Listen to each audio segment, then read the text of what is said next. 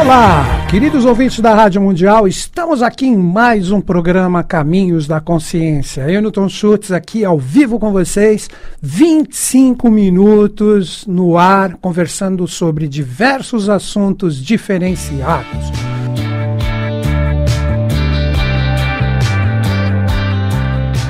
Hoje no programa eu vou dar continuidade com o que eu iniciei a semana passada, que eu falei sobre budismo tibetano. Muita gente se manifestou ali em relação aos comentários no YouTube, porque esses programas são postados. Então hoje nós vamos continuar e eu faço um encerramento em relação ao que eu estudo, principalmente no sentido diferenciado de entender um pouco além da história que nos é colocada, independente da especialidade do budismo em relação a todo o seu conhecimento histórico e etc.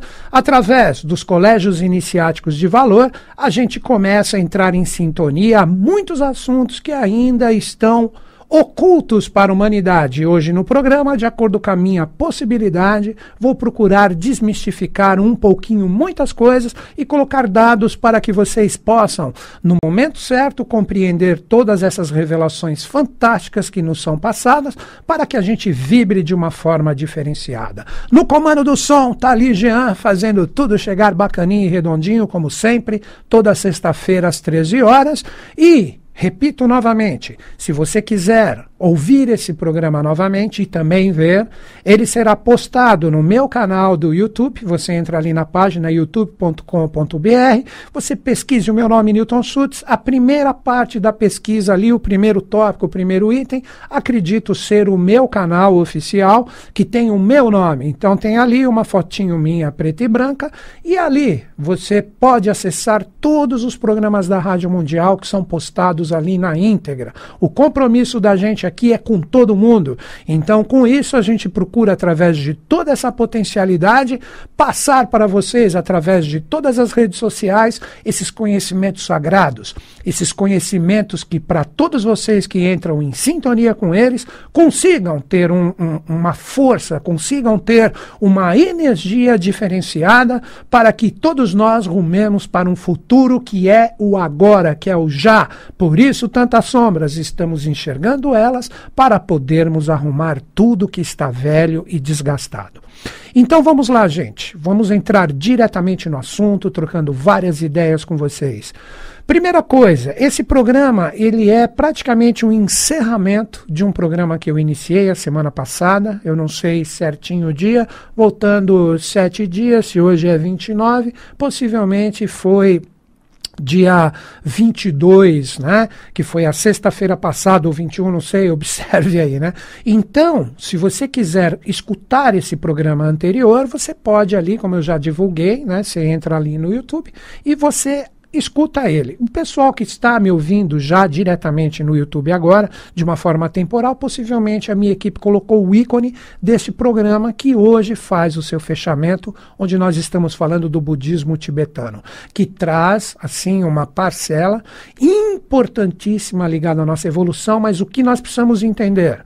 O momento evolutivo, onde nascem grandes seres, onde se projetam as consciências para fazer esse trabalho da obra dos deuses na face da Terra, e isso está associado ao Ocidente. Não temos mais nascimentos de grandes seres especiais associados à humanidade naquela parte do Oriente. O Oriente já cumpriu a sua missão e todas essas consciências estão transladadas hoje aqui para o Ocidente. E são essas mesmas consciências que, na hora certa, quando todas essas forças contrárias, que são essas sombras que aparecem no meio social, político, econômico e etc., aspectos culturais também, eles trarão, através da observação de todas essas consciências erradas, as ferramentas corretas, através de tônicas evolutivas, para acabar com toda essa energia errônea, para criar novos paradigmas para a humanidade. Mas como nós estamos falando desde o programa passado sobre estas consciências projetadas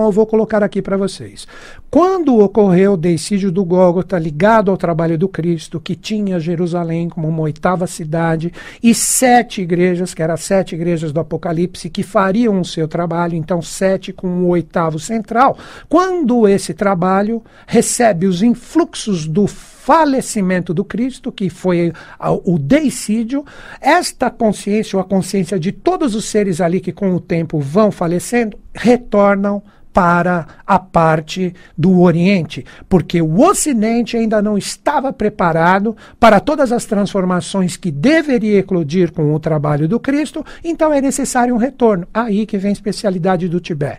Todos esses grandes seres, eles passam a reencarnar ali no Tibete e formar, naquele momento evolutivo, um símile do que seria Jerusalém como centro e as 7 cidades ali que estão no oeste da Turquia, hoje conhecido como as ruínas ou as igrejas do Apocalipse. Então é formado novamente, isso no ano de 900 depois de Cristo, nós temos um templo central ou um monastério, junto de 7 outros pequenos monastérios que circundavam esta realidade desse 8º templo, para que os mistérios fossem mantidos. Agora, voltando, isto é conhecido, né, em relação ao próprio nome oculto do Tibete, que é Bodh-i-u, gera uma confraria de seres especiais que iriam continuar perpetuando o trabalho, que se chamam, na tradição da sabedoria das idades, de Bant-Jaus, um nome ali do Oriente.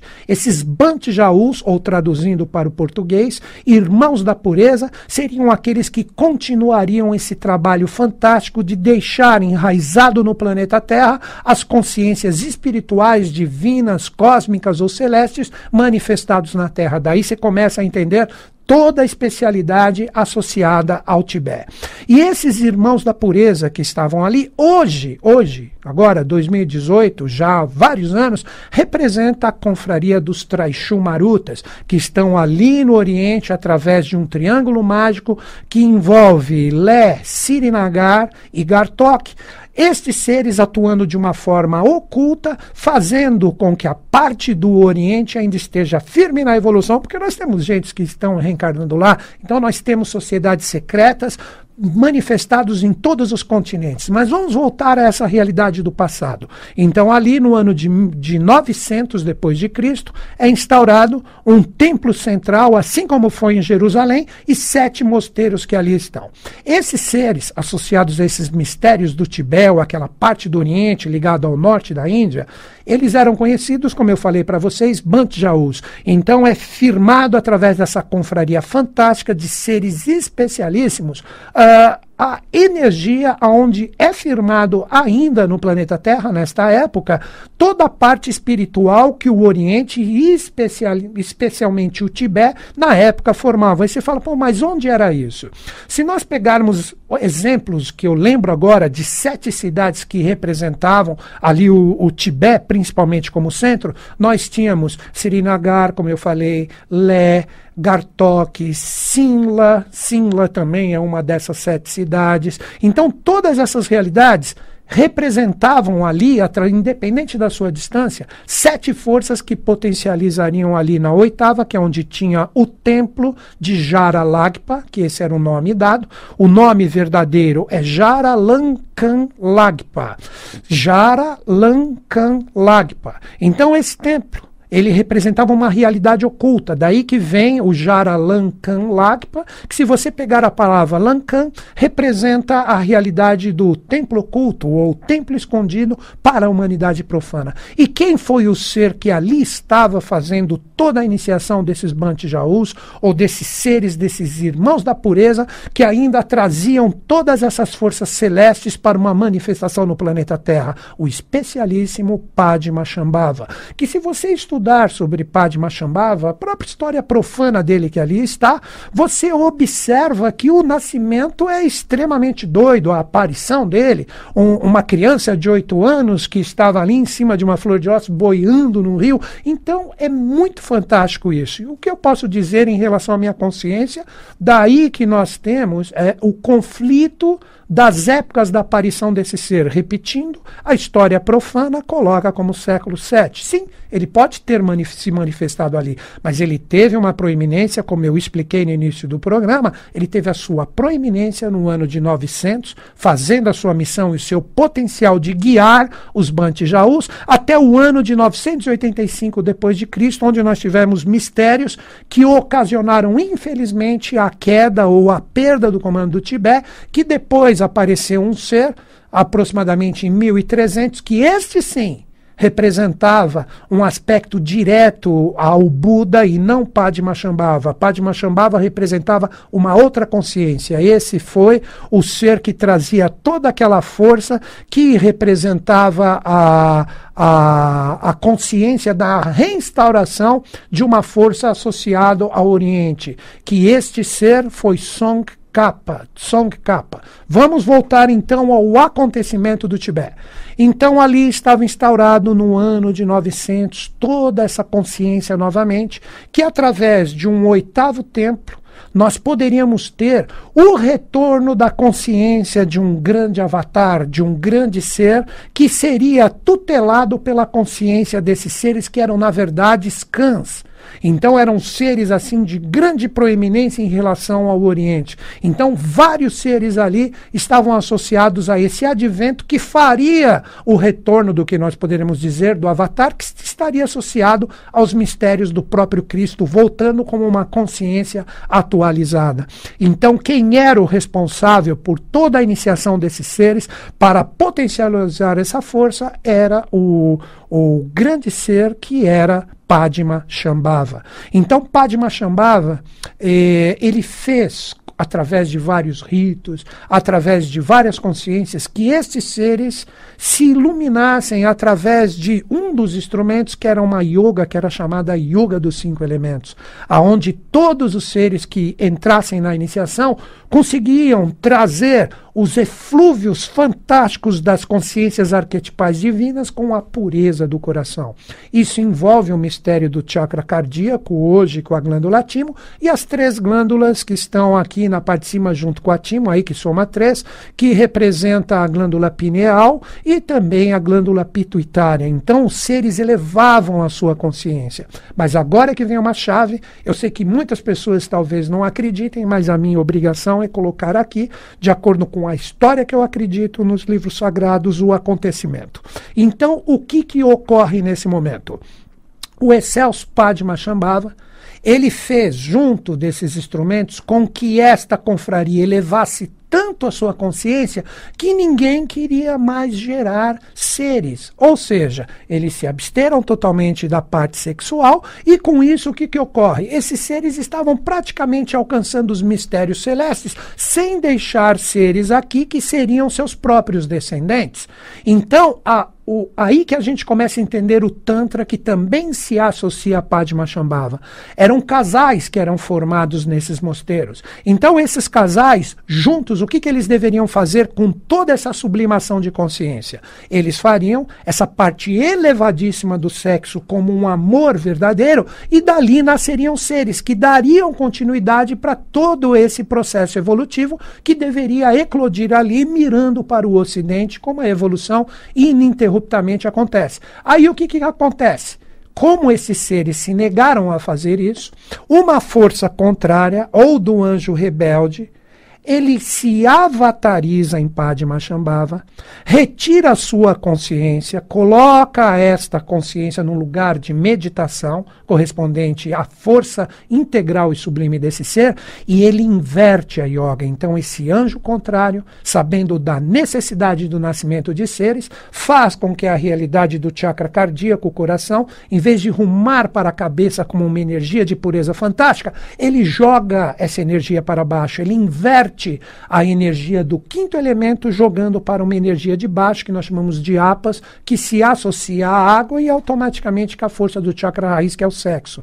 Então, toda essa confraria se perde no sexo, toda essa confraria começa a trabalhar toda a conspurcação dos verdadeiros valores, e com isso tudo começa a pegar o rumo contrário. Então, Padmasambhava, que não estava com a sua consciência, somente o seu corpo avatarizado por um anjo contrário, faz com que todos esses tibetanos se percam na sua iniciação e toda aquela pureza começa a entrar numa baixa vibracional imensa, e este templo, que é o famoso templo de Jaralakpa, ou Jaralankanlakpa, como 8º templo, ou templo de Mercúrio, entra no processo de destruição, com guerras, com discórdias e forças contrárias. Então, com isso, o Tibete perde toda esta consciência como força que iria dever eclodir, mas ainda o Ocidente não estava preparado. Então, o que ocorre depois que a destruição se firma? Através de determinados despertares de consciência, vamos dizer assim, esses Bant Jauzo, esses irmãos da pureza, e Padmashambhava retorna para o seu corpo, porque o anjo contrário sai dele, e eles despertam para tudo que eles fizeram de errado. E esses seres, depois disso, eles passam a reencarnar no mundo de formas horrendas. Alguns escolhendo formas animais, formas de plantas, como mendigos, como indigentes pelo mundo para pagar ou espiar tudo que fizeram de errado, até que num determinado momento eles tiveram a condição de despertar, que daqui a pouquinho, infelizmente de uma forma rápida, porque hoje eu encerro esse assunto, vou contar para vocês. Então, com isso, o Tibete começa a se perder na evolução.